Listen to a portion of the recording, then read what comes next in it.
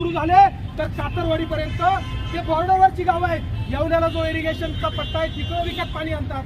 लासलगावला जो इरिगेशनचा पट्टा आहे तिथलं विकतचं पाणी आणतात आणि त्या बागा आणि द्राक्ष आणि कांदे सगवले होते. साहेब 3 लाख रुपयाच्या कमी एकरी द्राक्षाला खर्च नाहीये कमी आणि कांद्याला 2 लाख रुपयाच्या एकरी खर्च नाहीये कमी. ऍडिशनल त्याच्यात हे पाण्याचे चार्जेस करा. आमचे पंचनामे करून गेलेले रातोरात निर्यात बंदीचा आदेश काढला.